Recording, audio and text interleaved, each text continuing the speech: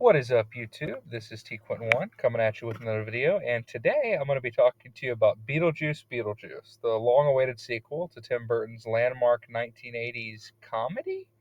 I put a question mark on there because, let's be honest, the original Beetlejuice really is one of a kind.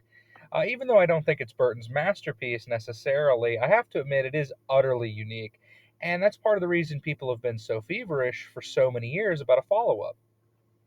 It's also the reason a follow up would be challenging. There's a million comedy horror movies, but there's still only one Beetlejuice. Well, now there's two. To my and I think everyone's surprise, somehow Burton has managed to make a film that not only has the same unique alchemy as its forebearer, but works as a standalone movie. I've always thought the hate toward nostalgia filled legacy sequels was a little overblown, but even if you are sick to death of revisiting old franchises, I think you'll get a kick out of this one. It almost goes without saying, but Michael Keaton puts on a clinic here. He really deserves a lot of credit for creating this character, and you can tell he's been itching for a chance to put the pinstripe suit back on for a long time. We get a lot more of him in this movie, but he never overstays his welcome. Also, unlike other supplemental material like the Broadway show or the cartoon, Beetlejuice is still just as unlikable and off putting as he was before, maybe more so.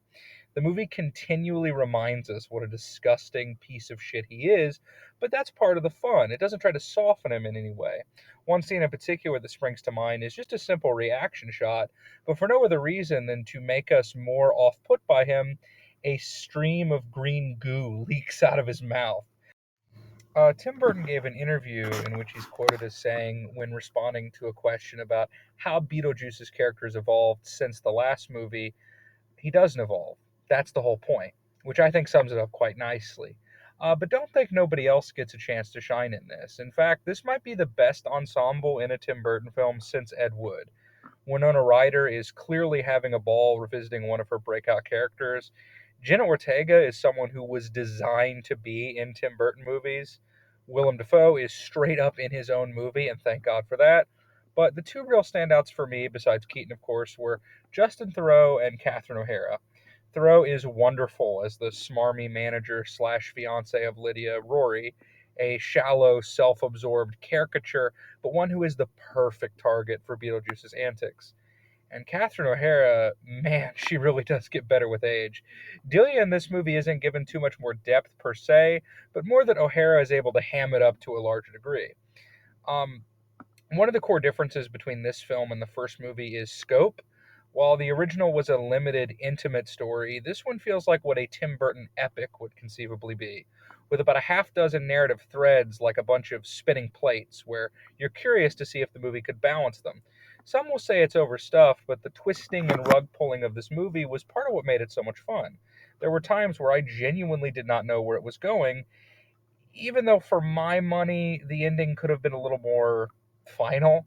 Let's just say I won't be surprised if Threedlejuice gets announced sometime soon. The practical effects really are a joy in this. Seeing a Tim Burton movie with puppets and stop motion is just a good feeling. It's nice to see him still do it all these years later. As far as negatives go, look, it didn't aim for the moon. As charming as the first movie is, it's not something that's going to touch your heart, and neither is this. It's not that it's empty or anything, and it's certainly memorable and fun, but that's the point here, fun. This is a fireworks show, not a painting in a museum. But it achieves what it needs to, and it delivers a spooky good time to kick off the Halloween season, which of course starts September 1st. I'm going to give it a 9 out of 10. This is T1 signing out.